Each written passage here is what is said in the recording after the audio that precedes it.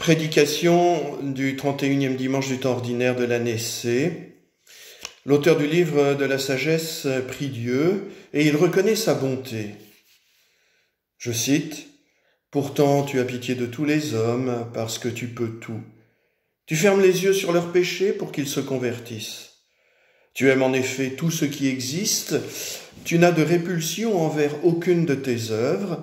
Si tu avais haï quoi que ce soit, tu ne l'aurais pas créé. » Livre de la sagesse, chapitre 11, versets 22 à 24. 150 à 200 ans avant la venue du Christ, nous avons l'impression d'être déjà dans l'Évangile, dans le Nouveau Testament. Et avec à peine un peu d'imagination, nous pourrions mettre ces paroles sur les lèvres de Zachée.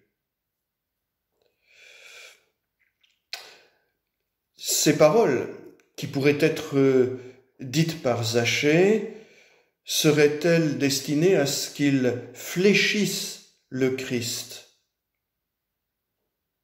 Inutile. Inutile. Si même pas 2 siècles avant la venue du Christ pointe déjà ce qu'est un Dieu de grâce, l'Évangile ne fait qu'ajouter un exemple concret.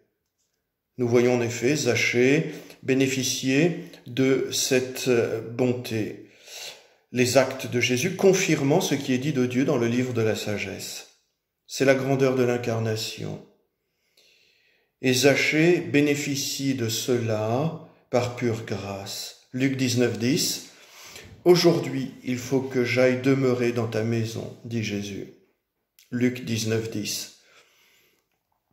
Là où il est objet d'un interdit religieux, Zachée est rétabli dans la communion avec Dieu par le Christ, par grâce, sans aucun mérite de sa part. La grâce, c'est ce qui nous devance toujours, et la grâce du Christ qui vient chercher Zachée précède celui-ci.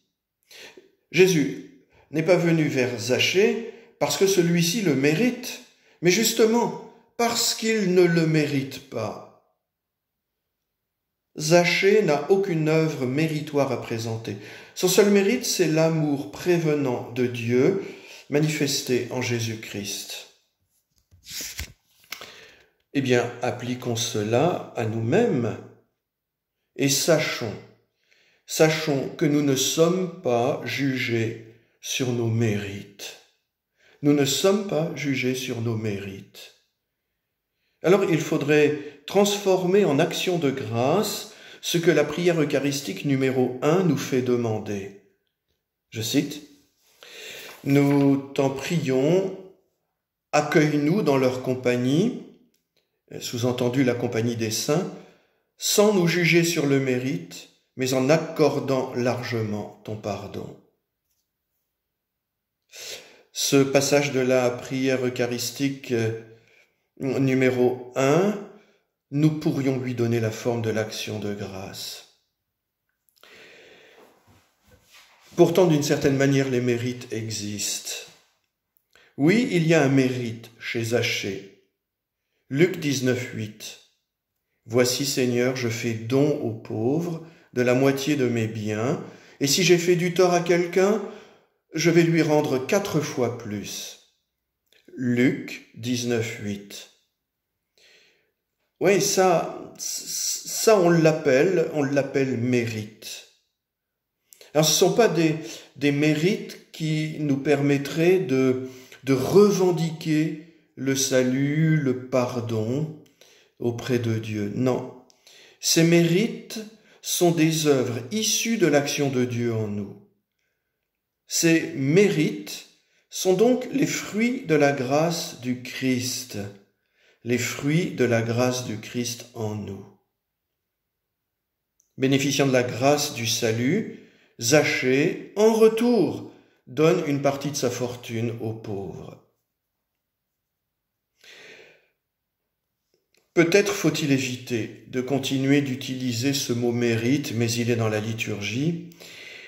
Alors si l'Église catholique maintient l'utilisation du mot mérite, c'est dans le sens qu'elle puise dans l'épître aux Éphésiens.